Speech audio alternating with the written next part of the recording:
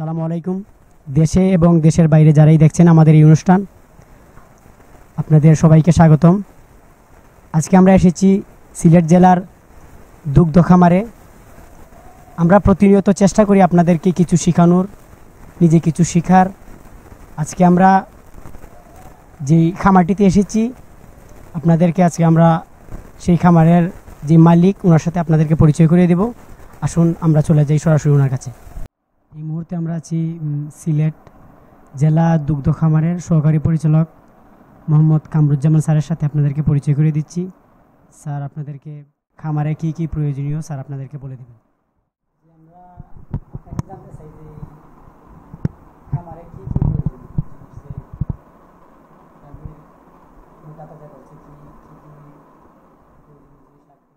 মানে আপনারা জিনিসটা মূলত জানতে চাচ্ছেন কোন জিনিসটা, মানে গাভী কিভাবে মোটরতাজাকরণ করা হয় এই জিনিসটা জানতে চাচ্ছেন।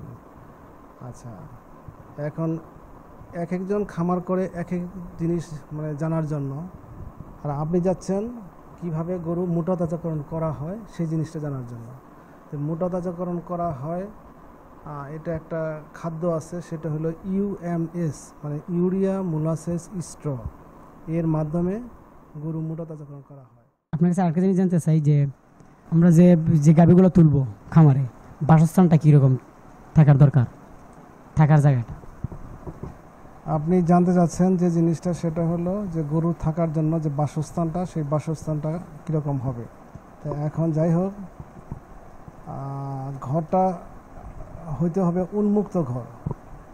উন্মুক্ত ঘর বলতে বাতাস চলাচল যাতে ঠিক থাকে, তারপরে তার থাকার পরিবেশ এবং গরম আবহাওয়া যাতে না থাকে, ভেন্টিলেশন যাতে ঠিকমতো থাকে, এরকম আর কি।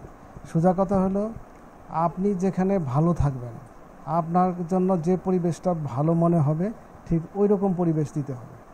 এই কাজটা করতে হবে, তাহলে গরু সেখানে ভালো থাকবে। আর এটার জন্য আমরা ঘরটা একটা হলো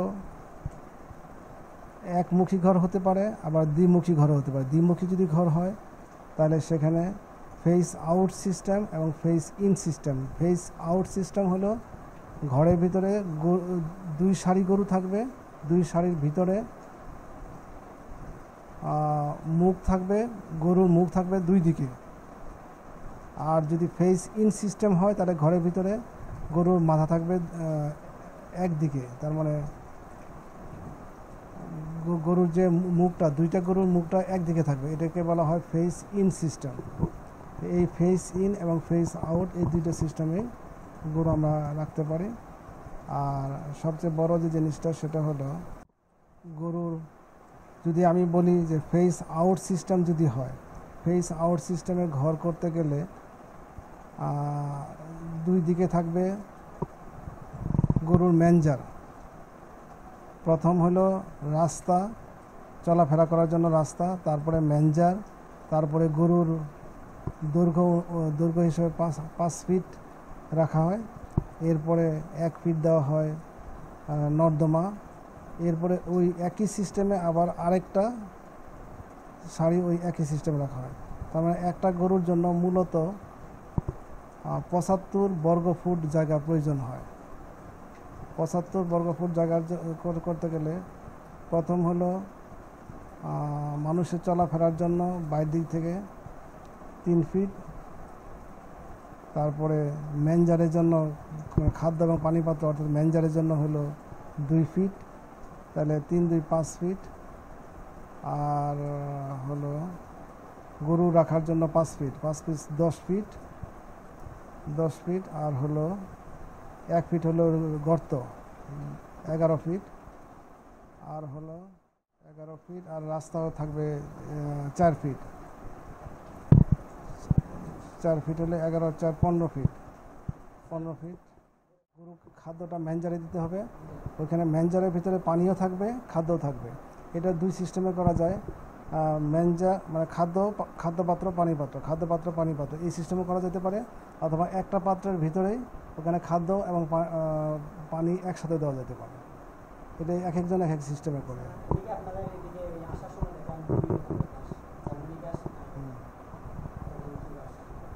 এখানে জার্মান ঘাস আছে, নেপিয়ার আছে। নেপিয়ার ঘাসটা এটা আসলে করতে হয় একটা লাইনের ভিতরে, একটা লাইন থেকে আরেকটা লাইনের দূরত্ব 2 থেকে 3 ফুট দূরত্বে, আর একটা লাইনের ভিতরে একটা গাছ থেকে আরেকটা গাছের দূরত্ব 1 থেকে 1.5 ফিট। এই সিস্টেমে করতে হবে। আর যখন জমি চাষ করা হবে, চাষ করার পরে সেখানে কিছু গোবর দিয়ে দিতে হবে। গোবর দেওয়ার পরে গাছগুলা এমনভাবে লাগাইতে হবে যাতে গোড়াটা শক্ত হয়, মানে দুই হাত দিয়ে চাপ দিয়ে মাটিটা একটু বসায় দিতে হবে। যদি আলগা বা ঢিলা হয় তাহলে গাছ মারা যাওয়ার সম্ভাবনা থাকে। এই জন্য একটু টাইট করে আঙ্গুল দিয়ে চেপে তারপর লাগাইতে হবে। লাগানোর পরে কিছু পানি দিয়ে দিতে হবে। নেপিয়ার হোক, জার্মান হোক, পাড়া হোক, সবগুলো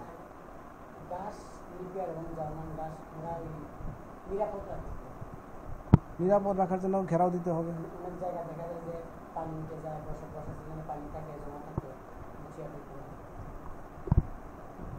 এখন এটার জন্য যদি নেপিয়ার ঘাস লাগানো হয় তাহলে কি করতে হবে, ওই যেখানে পানি জমে না, উঁচু জায়গা, সেটা সিলেকশন করতে হবে। আর যদি জার্মান ঘাস হয় তাহলে পানি যদি থাকেও তাহলে সমস্যা নাই, তবে কাদা কাদা জমি হলে সবচেয়ে ভালো হয়। কাদা কাদা জমি হলে, এটা হলো জার্মান ঘাসের ক্ষেত্রে। আর নেপিয়ারের ক্ষেত্রে উঁচু জমি যেখানে পানি জমবে না, এই সমস্ত জায়গা সিলেকশন করতে হবে। আর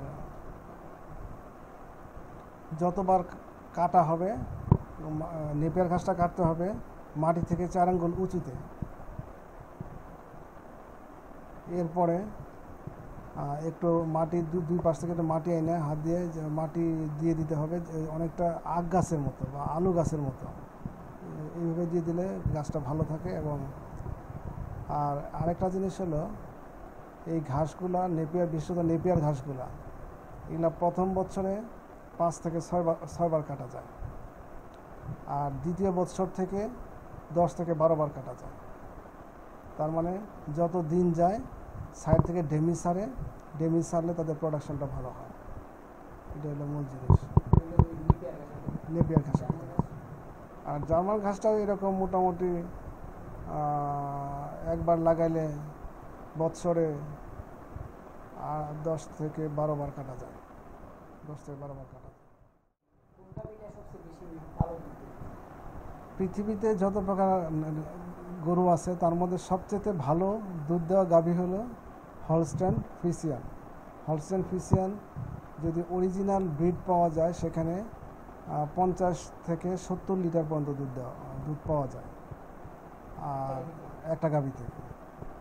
তো এখন এটা পাইতে গেলে ওই রকম পরিবেশও দরকার, তাকে তার যে আবহাওয়া, তারপর তার যে পরিবেশ, খাওয়া দাওয়া, সব কিছু অ্যাকুরেট হতে হবে। আর যেমন যে জিনিসটা আরামদায়ক পরিবেশ, সেই আরামদায়ক পরিবেশে রাখতে হবে তাদেরকে। যেমন হলস্টেইন ফ্রিসিয়ান, এটা যেমন যেখানে থাকে, যেখান থেকে আসে, যেমন হল্যান্ডে ওই সমস্ত এলাকা ঠান্ডা বিধায় ওইখানে ঠান্ডা পরিবেশ থাকে, এই জন্য ওই ঠান্ডা পরিবেশটা তাদেরকে দিতে হবে, এবং তারা গরম সহ্য করতে পারে না। ঠিক আছে, আপনাদের সবাইকে ধন্যবাদ। আপনাকে ধন্যবাদ। আসসালামু আলাইকুম।